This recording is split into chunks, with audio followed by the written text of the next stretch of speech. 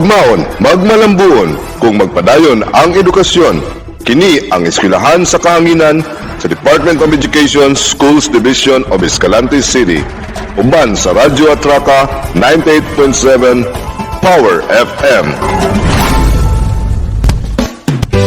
Di kalidad nga edukasyon para sa Eskalantehanon.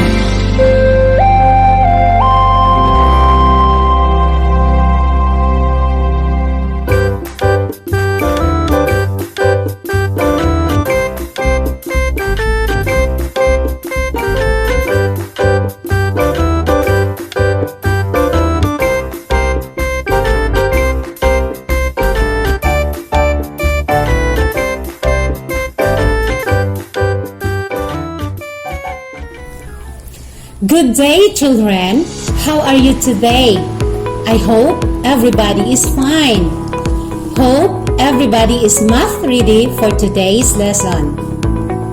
Today, we are going to compare and arrange decimal numbers and add and subtract decimal numbers through thousands without and with regrouping.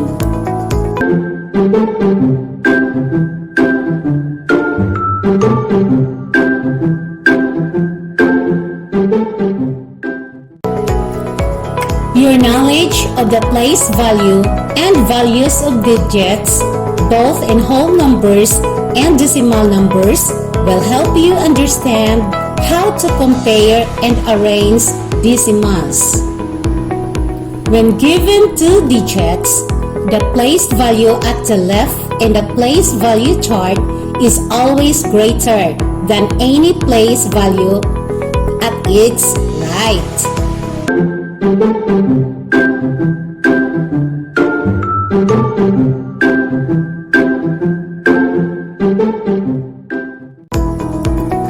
The most important aspect in comparing and arranging decimal numbers are as follows. First, rewrite the given numbers aligning their decimal points and all digits and their corresponding place values. Next, compare the digits in the same place values starting from the leftmost digits. Whole number part followed by decimal part. If the digits are the same, compare the values of the next digits to the right. The number with a greater value of the digit in the same place is the greater number.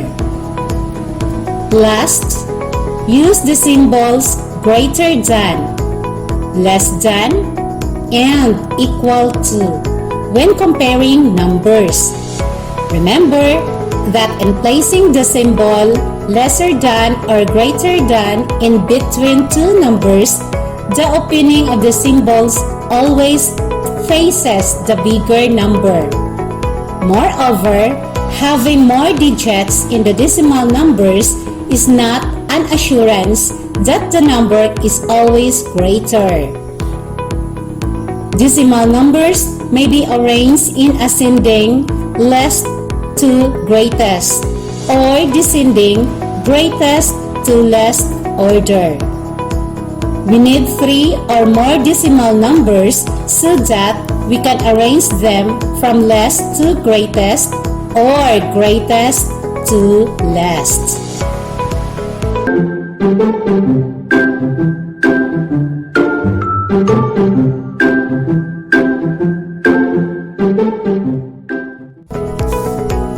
How to compare decimals?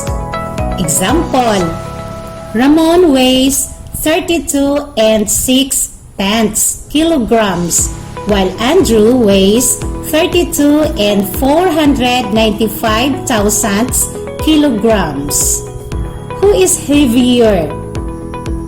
Compare the weight of the two boys. How to answer? Number 1, rewrite the numbers and align the decimal points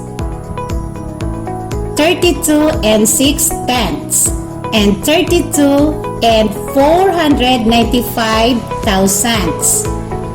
The number 2, compare the whole number part. 32 and 6 tenths and 32 and 495 thousandths. The two numbers have the same whole number, which is 32. Okay, number 3. Compare the decimal parts starting from tenths. We have 32 and 6 tenths and 32 and 495 thousandths. The tenths are 6 and 4. 6 tenths is greater than 4 tenths. So the answer is 32 and 6 tenths is greater than 32 and 495 thousandths. Or 32 and 6 tenths is greater than 32 and 495 thousandths. Therefore, Ramon is heavier than Andrew.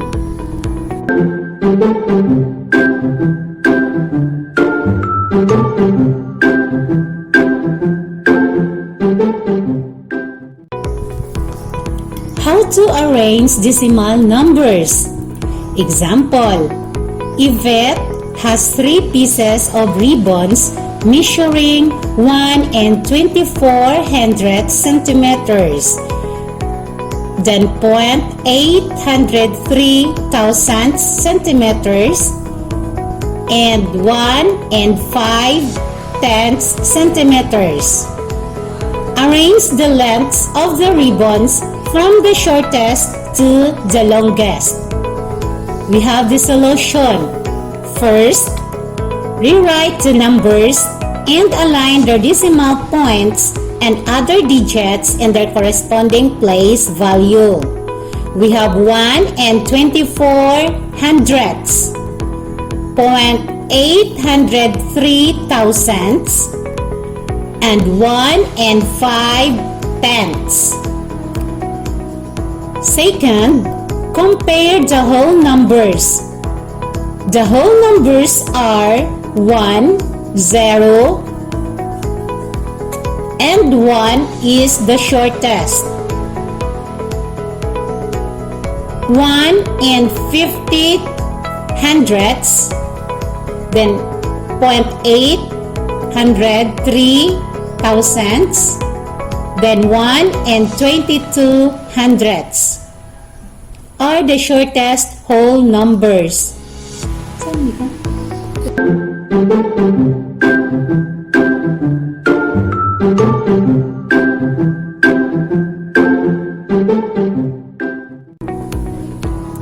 Second, compare the whole numbers. The whole numbers are 1, 0, and 1 and 0 tenths is the shortest. 1 and 50 hundredths, 0 and 803 thousandths, 1 and 24 hundredths, where 0 and 803 thousandths is the shortest whole number. Third, compare the tenths, excluding the number having the shortest whole number. 1 and 50 hundredths, 1 and 24 hundredths, and 0 and 803 thousandths, where 0 and 803 thousandths is the shortest whole number. The tenths are 5 and 2. 5 is longer than 2. The answer is the lengths of ribbons from shortest to longest are 0.803 thousandths, then 1 and 24 hundredths, then 1 and 5 tenths.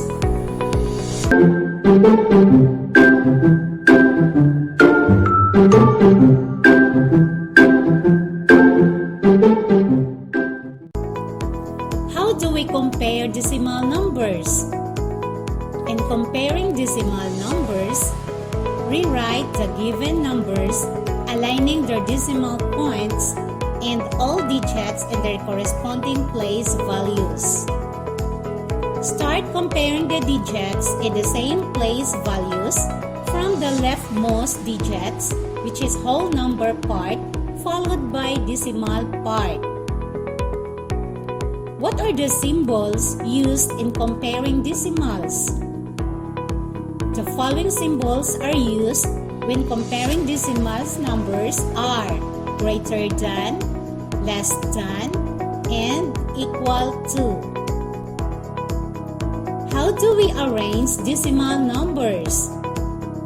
Decimal numbers may be arranged in ascending, less to greatest, or descending, greatest to least order.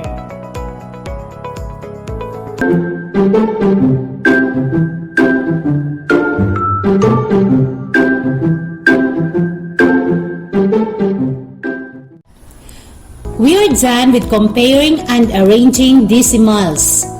Now, we will add and subtract decimal numbers through thousands with and without regrouping.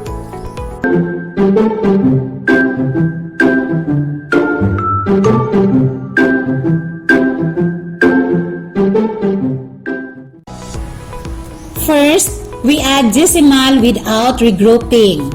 Example number 1. What is the sum of 0 and 395 thousandths and 0 and 6 tenths? We have here the solution. First, write the decimals in column form.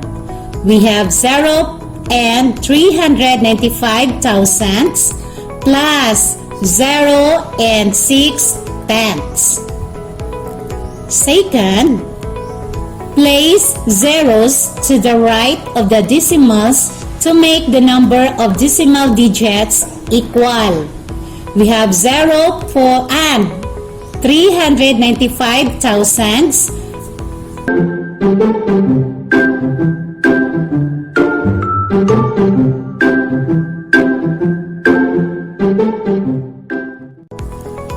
Second, place zeros to the right of the decimals to make the number of decimal digits equal.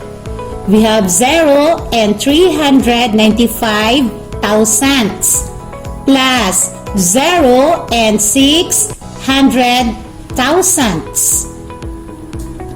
Lastly, add the adding whole numbers, then affix the decimal point in the sum directly below the decimal point of the addends. We have 0 and 395 thousandths plus 0 and 600 thousandths equals 0 and 995 thousandths, which is the sum. The sum of 0 and 395 thousandths and 0 and 6 tenths is 0 and 995 thousandths.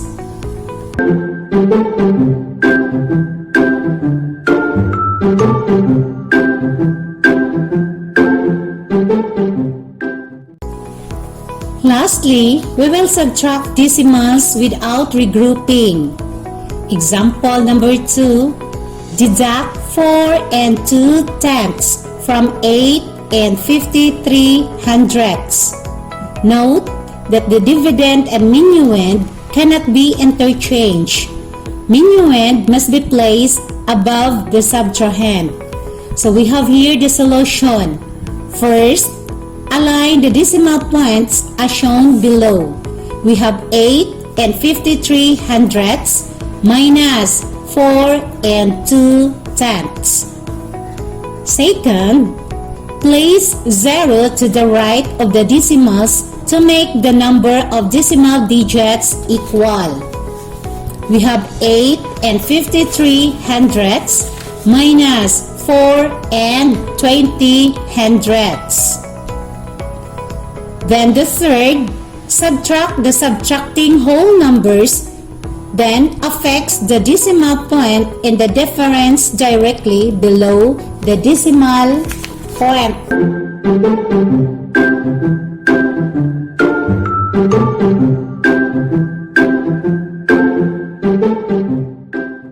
Then the third, subtract like subtracting whole numbers, then affix the decimal point in the difference directly below the decimal point of the minuend and subtrahend.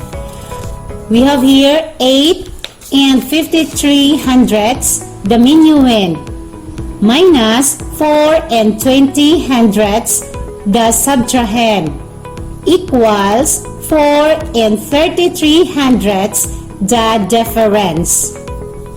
So the difference of 4 and 2 deducted from 8 and 53 hundredths is 4 and 33 hundredths.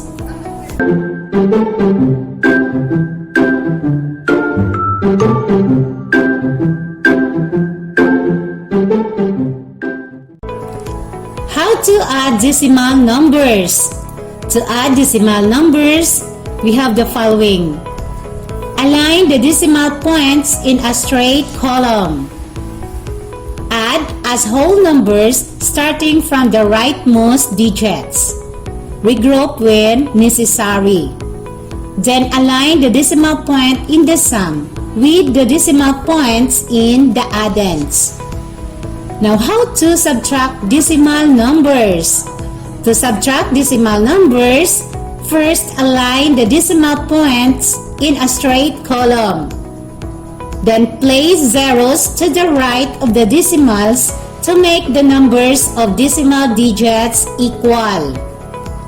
Then subtract as whole numbers starting from the rightmost digits. Regroup when necessary.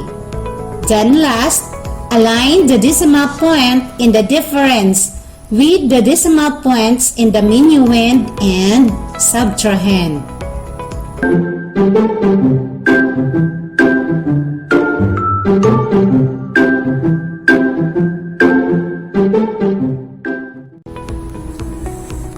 This time, please open your learning activity sheet on page 3 and answer activity 1. Directions: write the symbol greater than, lesser than, or equal to in between the given decimals to compare. We have number 1, 0.208 thousandths is greater than, lesser than, or equal to 0 and 3/10. Again, number 1, 0 and 208 thousandths is greater than, lesser than, or equal to 0 and 3/10. Number 2, 61 and 9/10 is greater than, lesser than, or equal to 41 and 7/10. Again, number 2, 61 and 9/10 is greater than, lesser than, or equal to 41 and 7/10. Number 3, 145 and 2/10 is greater than, lesser than, or equal to 154 and 2/10. Again, number 3, 145 and 2/10 is greater than, lesser than, or equal to 154 and 2/10. Number 4, 6 and 7/10 is greater than, lesser than, or equal to 6 and 700 thousandths. Again, number 4, 6 and 7/10 is greater than, lesser than, or equal to 6 and 700 thousandths. Number 5. 0 and 85 hundredths is greater than, lesser than, or equal to 0 and 85 thousandths. Again, number 5. 0 and 85 hundredths is greater than, lesser than, or equal to 0 and 85 thousandths.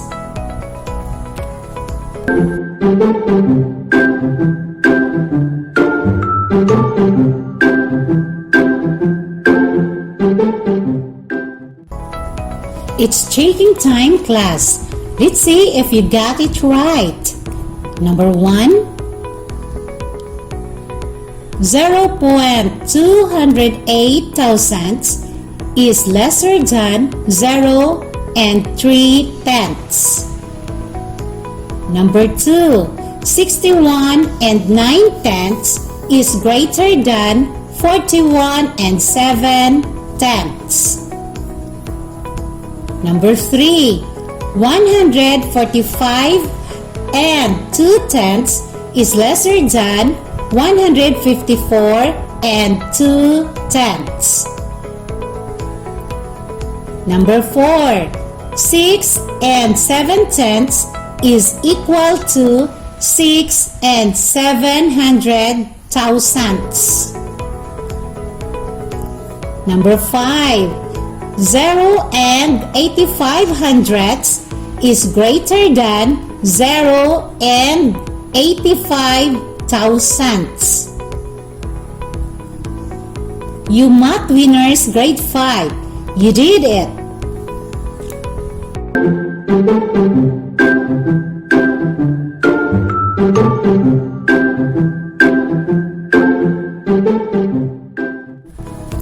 You are doing great, grade 5 pupils. You did it right. Now let's have another activity. Please open your learning activity sheet on number 5. Then answer the activity on page 3. Directions: rewrite the following numbers in column and perform the indicated operation. Number 1. 0 and 36 hundredths plus 0 and 60 hundredths. Again, number 1. 0 and 36 hundredths plus 0 and 60 hundredths. Number 2. 0 and 635 thousandths plus 0 and 347 thousandths plus 0 and 321 thousandths. Again, number 2. 0 and 635 thousandths plus 0 and 347 thousandths plus 0 and 321 thousandths. Number 3. 12 and 3/10 minus 5 and 1/10. Again, number 3. 12 and 3/10 minus 5 and 1/10.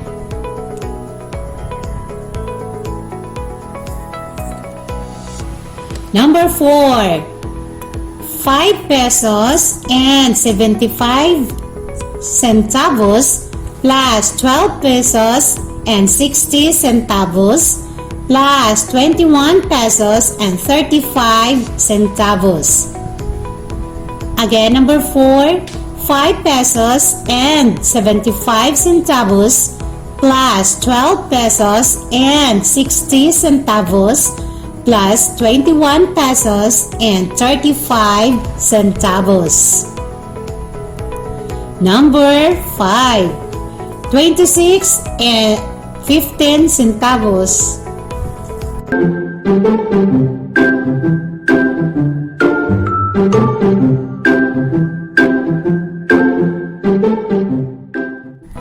Number 5. 26 pesos and 15 centavos minus 7 pesos and 35 centavos. Again, number 5. 26 pesos and 15 centavos minus 7 pesos and 35 centavos.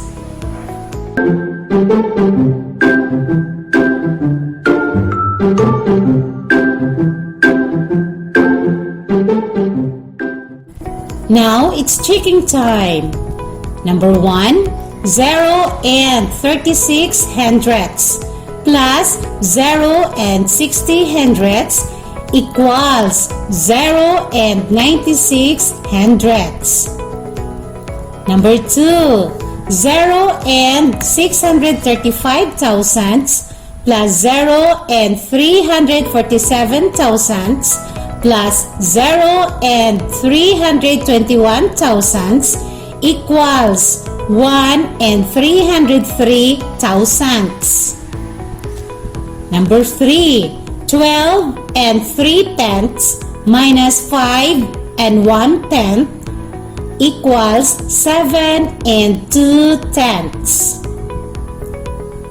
Number 4, 5 pesos and 75 centavos plus 12 pesos and 60 centavos plus 21 pesos and 35 centavos equals 39 pesos and 70 centavos. Number 5, 26 pesos and 15 centavos minus 7 pesos and 35 centavos equals 18 pesos and 80 centavos. Well done, grade 5 pupils. You are all correct.